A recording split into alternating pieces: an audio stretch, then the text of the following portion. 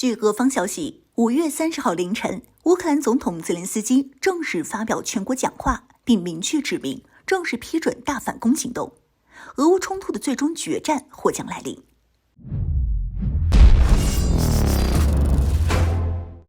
Hello， 各位老铁，大家好，欢迎收看本期迷彩虎，我是虎妞。据俄方消息，5月30号凌晨，乌克兰总统泽连斯基正式发表全国讲话，并明确指明正式批准大反攻行动。从去年开始谋划了半年之久的乌军大反攻，经过多次推迟和泄密事件的影响，这次终于启动。可以说，战局已经出现重大变化。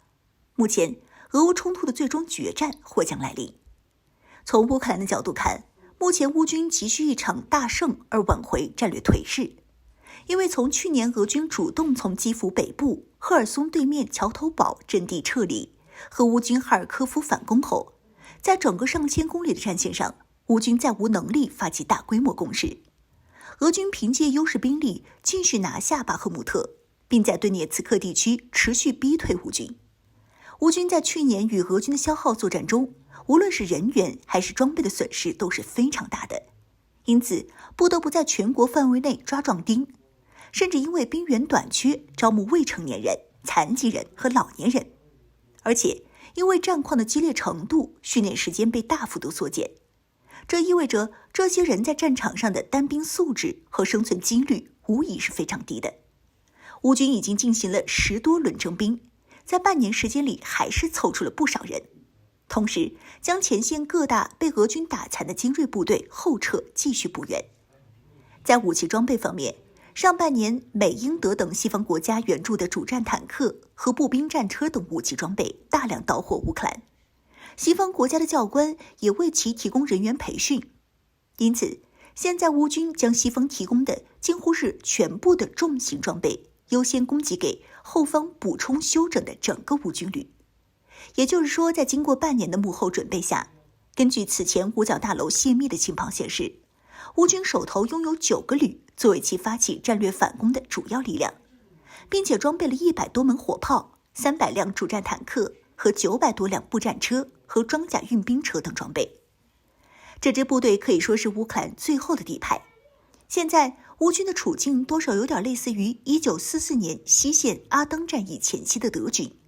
都是要打算毕其功于一役发起反击，而且没有任何的预备队。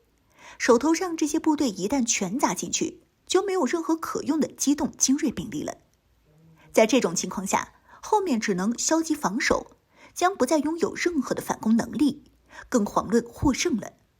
泽连斯基现在压力也大，刚刚丢了巴赫穆特，国际观瞻不好看。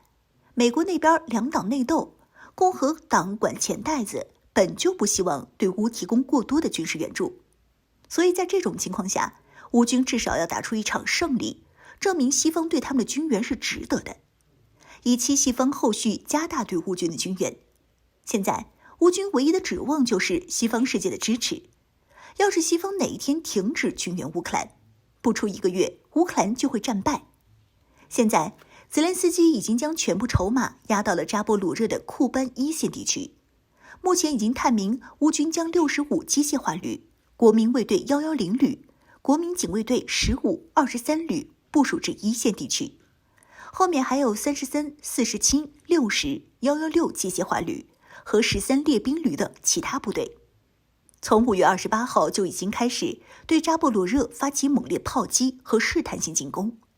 与此同时，乌军在数百千米外的别尔哥罗德和顿涅茨克地区疑似发起佯攻牵制俄军，主攻方向也可以大致确定是从俄军铁路枢纽到比尔江斯克地区，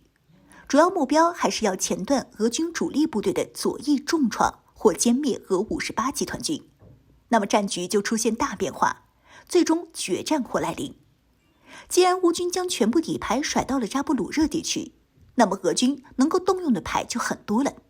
包括南部军区下属的主力师部队、顿涅茨克的俄军坦克师和摩步师部分部队、瓦格纳部队、车臣部队、空天军和航空兵都可以快速调兵支援。因为赫尔松扎波罗热沿线的铁路线在俄军控制下，完全可以将主力部署到扎波罗热和乌军正面对决。而且俄军还拥有武器装备数量、炮兵数量、空军力量的绝对优势。在这种情况下，乌军能否真的重创58集团军，并且斩断俄军左翼部队与扎波罗热地区的联系，还有很大的疑问。所以对这次乌军的反攻，很多人是并不看好的。这种孤注一掷的反攻，但凡失败，乌克兰手中一点底牌都将没有。那么接下来，除了和俄罗斯重启和谈，就没有第二种选择了。